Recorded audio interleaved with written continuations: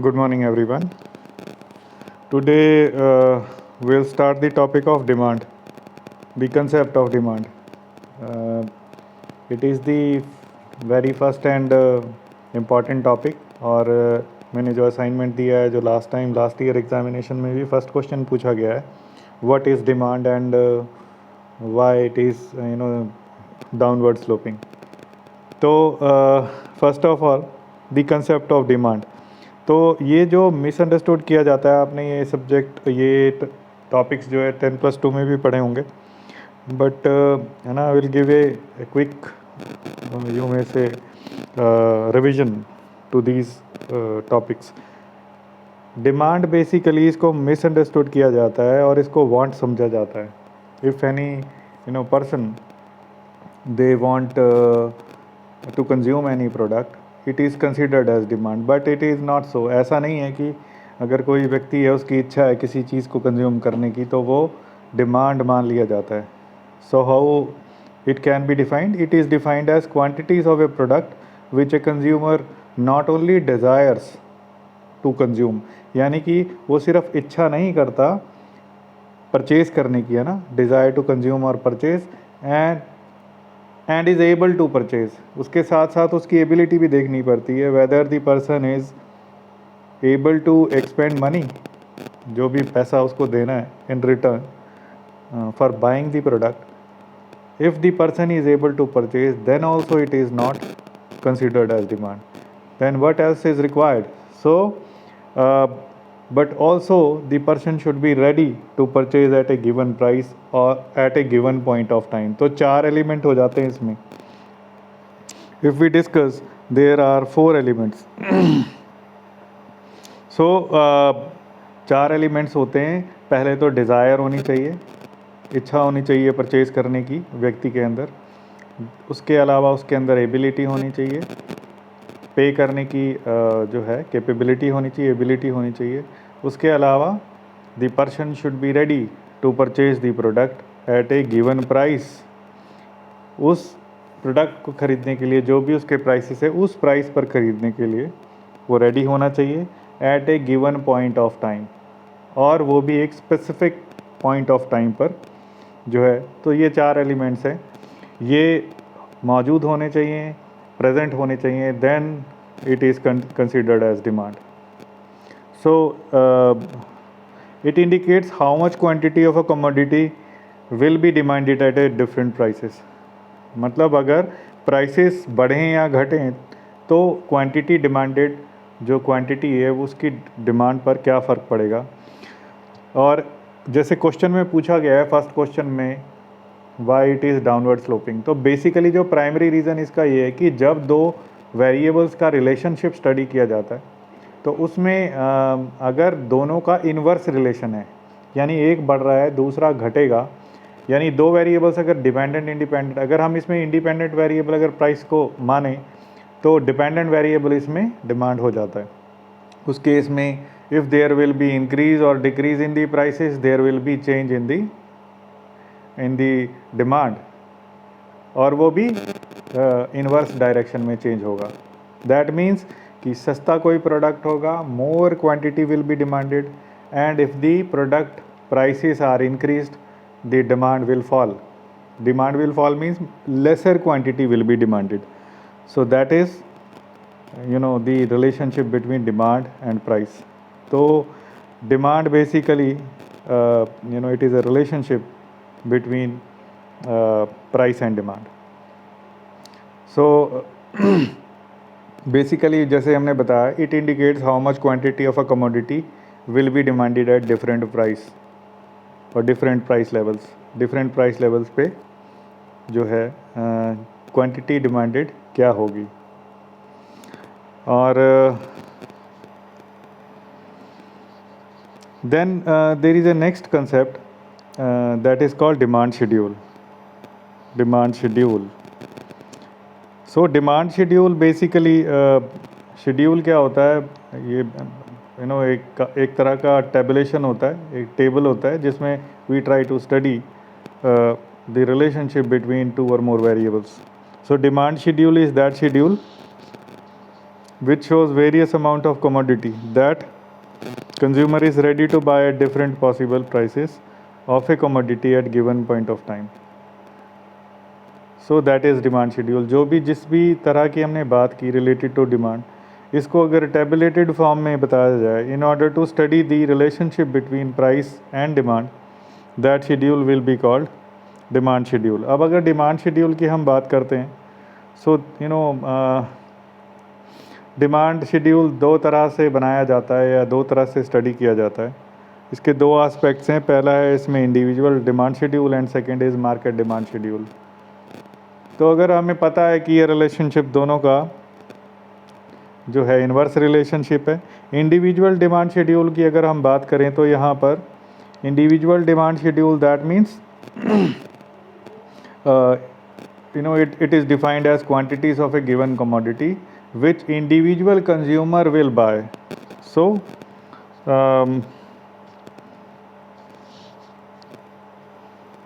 here is the meaning. Individual demand is a schedule, है ना. Demand schedule is defined as a table which shows quantities of a given commodity with an individual which an individual consumer will buy at possible prices at given time. एक specific time में क्या quantity purchase करेगा. और ये क्या होता है actually, ये इंडिविजुअल जो है इट इज़ ए स्टडी और the information is tabulated related to an individual. That's why it is called individual demand schedule. Individual का मतलब अगर ये एक किसी व्यक्ति के द्वारा ये परसीव किया जाता है कि how the person will react to the changes of prices of commodity and what will be its impact on demand. Demand पर इसका क्या प्रभाव पड़ेगा.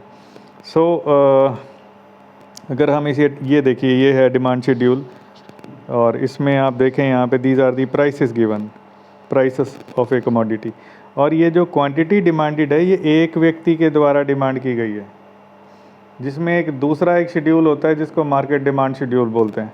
तो पहले अगर हम इंडिविजुअल डिमांड शेड्यूल की बात करें तो ये स्टडी होती है the impact of price changes on demand on individual, एक व्यक्ति के ऊपर जिसका क्या प्रभाव पड़ेगा. So it is defined as individual demand schedule is defined as the quantities of a given commodity which individual consumer will buy at all possible prices. तो अभी आप देखें यहाँ पे प्राइसेस हैं 1 2 3 4, ये 4 डिफरेंट प्राइस लेवल्स हैं. when the price increases from 1 to 2, अभी आप देखिए जब 1 रुपये का कोई कमोडिटी है 1 रुपीज़ का, quantity demand is the person has demanded 4 units. But if the price has increased from 1 to 2, the quantity demanded that has reduced to 3. And when the prices goes high to ₹3, जब उस unit की price 3 rupees per unit हो जाती है, then quantity demand is further reduced to 2 units. और अभी आप देखें जब ये 4 रुपीज़ तक जाता है तो ये क्वांटिटी डिमांडेड इज़ 1. तो ये फैक्ट है. कंजम्पशन डेफिनेटली कम हो जाती है when the prices increases and the consumption of the quantity in terms of quantity increases when the prices goes down. So there is a inverse relation. आप देखें यहाँ पे there is a inverse relationship between price and demand. ये price है independent variable और ये dependent variable है. तो अब आप देखें जब यहाँ पर एक बढ़ रहा है वेरिएबल, जब ये वेरिएबल नीचे की तरफ अगर हम देखना चाहें तो ये बढ़ रहा है यहाँ पे, तो ये यहाँ पे आपको इंक्रीज लगेगा. There is a inverse relation.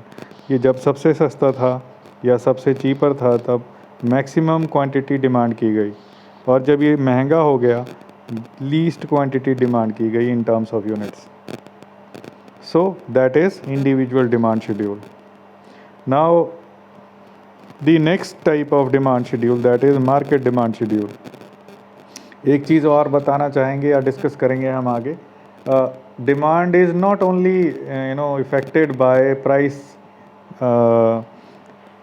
Exclusively. सिर्फ प्राइसेस का इस पर प्रभाव नहीं पड़ता, लेकिन इस तरह से हम इकोनॉमिक्स में जब पढ़ते हैं और आपने पहले भी पढ़ा होगा that when the relationship between two variables are studied, जिसमें एक इंडिपेंडेंट और एक डिपेंडेंट वेरिएबल होता है, other variables are kept constant, उसको कांस्टेंट कर दिया जाता है। ये मान लिया जाता है that other variables will not result into change in the demand.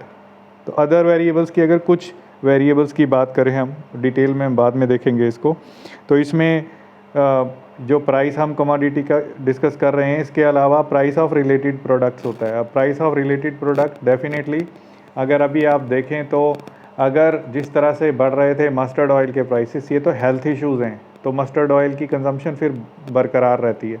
लेकिन अगर कोई भी इन्फीरियर तो नहीं कहूँगा, बट अगर कोई चीपर प्रोडक्ट है और एक हाई क्वालिटी का प्रोडक्ट है, तो ये उसकी प्लेस लेता है हाई क्वालिटी का प्रोडक्ट अगर प्राइस सिमिलर होने लग जाते हैं।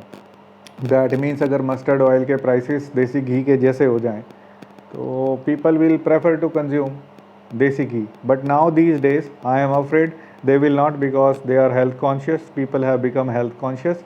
तो कोलेस्ट्रॉल का इशू ना हो, तो जो एक अलग फैक्टर बन जाता है health issue, which also affects demand, जो कि हम पढ़ते हैं नॉर्मल डिमांड थ्योरी में, वो हम डिस्कस नहीं करते, जो हेल्थ का इशू है। सो ये सारी चीज़ें प्रभावित करते हैं। प्राइस ऑफ रिलेटेड प्रोडक्ट्स में सब्सटीट्यूट है। अगर सब्सटीट्यूट की बात करें या टी और कॉफ़ी की है, टी के प्राइसेस कॉफ़ी जितने हो जाएंगे, people they will start consuming coffee. Coffee महंगी होती है। ऐसे ही और प्रोडक्ट्स हैं, इस पर ये अप्लाई हो जाता है। इसके अलावा अगर सब्सटीट्यूट की बात कर रहे हैं, फिर उसके बाद वो प्रोडक्ट्स जो कि यूज़ किए जाते हैं, साथ ही यूज़ किए जाते हैं, जिसको सो अगर आपके प्राइस ऑफ रिलेटेड प्रोडक्ट्स के डायरेक्शंस डिफरेंट हो सकते हैं। आप अगर हम बात करें इसको कॉम्प्लीमेंट्री प्रोडक्ट्स की, that is also the price related product. Complementary का मतलब these are related products.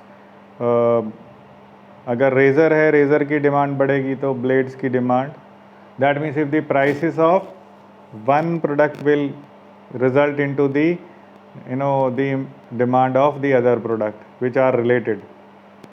Sugar का टी के साथ रिलेशन है, शुगर और टी साथ साथ कंज्यूम किए जाते हैं, इस तरह से समझा जा सकता है। और कोई इंक पेन है, तो अगर पेन के प्राइसेस के साथ डिमांड जो इंक की है, या इंक के प्राइसेस के साथ पेन की डिमांड में चेंजेस आते हैं। So that also affects the demand of the product. इसके अलावा इनकम ऑफ कंज्यूमर है, टेस्ट एंड प्रेफरेंसेस है, फैशन है ना, ये सारी चीज़ें जो है।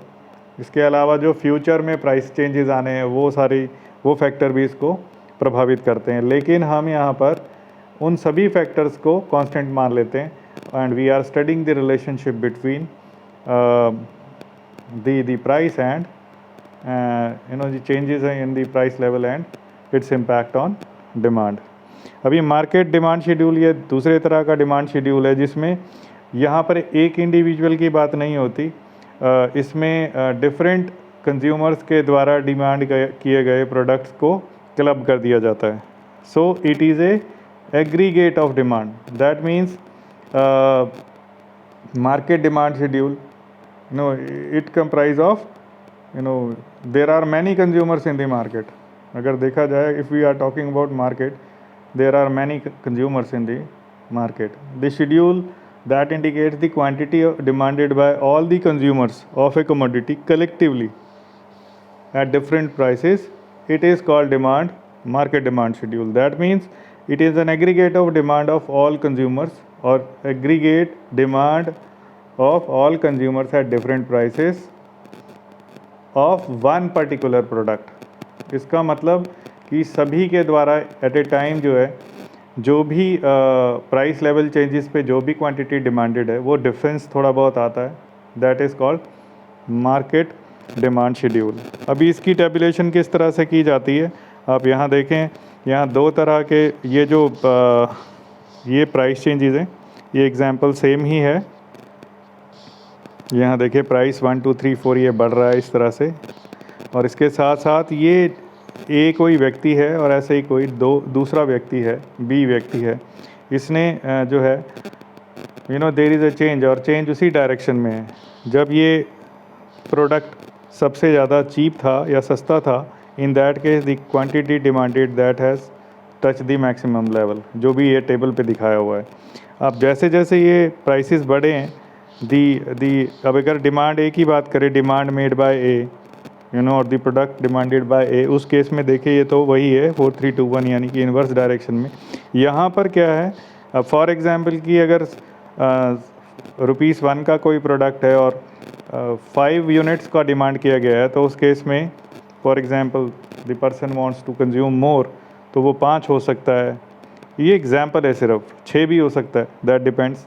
तो सबको टोटल कर दिया जाता है, तो 5432 किया हुआ है। That means B has demanded, when these are the prices, B has demanded 5 units, 4 units, 3 units and 2 units respectively, with the change in prices from 1 to 4।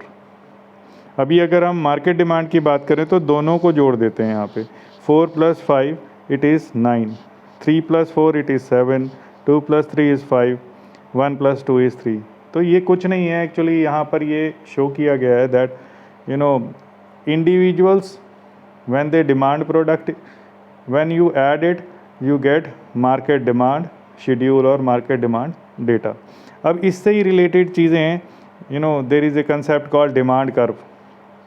Demand curve, ये डिमांड कर्व। अभी डिमांड कर्व की अगर हम बात करें तो what is demand curve? It is a graphical presentation of demand schedule. जो भी डिमांड हम शेड्यूल बनाया है, जिसके थ्रू हमने एक्सप्रेस किया है the relationship between prices and price changes on demand. So when these are drawn, these are shown graphically, then it is called demand curve. तो डिमांड कर्व को कैसे, ये डाउनवर्ड स्लोपिंग ही मिलेगा आपको। यहाँ देखिए ये इंडिविजुअल डिमांड कर्व है, यहाँ देखें आप, ये ग्राफ शो किया हुआ है। यहाँ पर अगर हम बात करें तो ये क्वांटिटी डिमांडेड है, यहाँ प्राइस लिया हुआ है इंडिपेंडेंट वेरिएबल। इंडिपेंडेंट वेरिएबल्स को आप वाई एक्सिस में शो करते हैं, क्वांटिटी हमेशा एक्स एक्सिस पे शो किया जाता है। तो ये डिपेंडेंट वेरिएबल्स शो किया जाता है एक्स एक्सिस पे। अभी देखिए आप यहाँ पे व्हेन दी प्राइसेस आर से, ये देखिए यहाँ प्राइस है, यहाँ दिया हुआ when the prices are 1, quantity demanded was 4. When the price increased from 1 to 2, the demand has reduced from 4 to 3 and likewise। अभी आप देखें इस तरह से जब इसको, इन पॉइंट्स को आप एडजॉइन करते हैं, ये डाउनवर्ड स्लोपिंग है। वो क्यों डाउनवर्ड स्लोपिंग है? Because there is a inverse relationship between these two variables. जब भी कोई वेरिएबल डायरेक्टली प्रोपोर्शनल होता है, यानी कि एक बढ़ता है तो दूसरा भी बढ़ेगा, जैसे सप्लाई का केस होता है, उस केस में वो अपवर्ड स्लोपिंग होगा। So that is the major reason, that's why there is a inverse relationship between these two variables, that's why. ये बेसिक रीज़न है। इसके बाद और भी फैक्टर्स है that we will discuss in the coming lecture और coming lecture video. So this is the demand curve of, or you may say individual demand curve. Then the second concept, that is market demand curve। तो ये भी यहाँ पर भी it is graphical presentation of market demand schedule। तो अब यहाँ देखें आप, it is a set of 3 graphical और 3 graphs। अभी यहाँ देखिए ये जो है ये तो कॉमन है, यहाँ पे वही चीज़ें हैं। ए ने उतना ही डिमांड किया था जितना हमने इंडिविजुअल डिमांड कर्व में या शेड्यूल में देखा था। बी ने when the prices were 1, तो यहाँ पर 5 यूनिट्स डिमांड किए थे। जब ये when the prices increased to 2, demand reduced to 5, और ये इसी तरह से when the prices rose to 4, the demand quantity demanded came down to 2 unit. तो ये हमेशा इन्वर्स डायरेक्शन में चलता है। और जब आप इसको एडजॉइन करते हैं and you right D over here, D shows, capital D shows demand curve. तो ये कोई भी चीज़ें हमेशा जो है, सारे कर्व्स आप देखें, चाहे इंडिविजुअल हो चाहे मार्केट डिमांड कर्व हो, ये सभी डाउनवर्ड स्लोपिंग है। So this is the primary introduction of demand and the relationship between the price and demand, where price is independent variable and demand is independent variable. Sorry, price is independent variable and demand is dependent variable. हम prices में changes का जो impact है वो demand पर देखते हैं। In the coming lecture, video will proceed to the determinants of demand and demand function. You are also supposed to study in deep whatever assignment has been given. Try to prepare your answers and in a detailed manner, so that you can write at least say 7 to 8 pages for writing an answer. So thank you.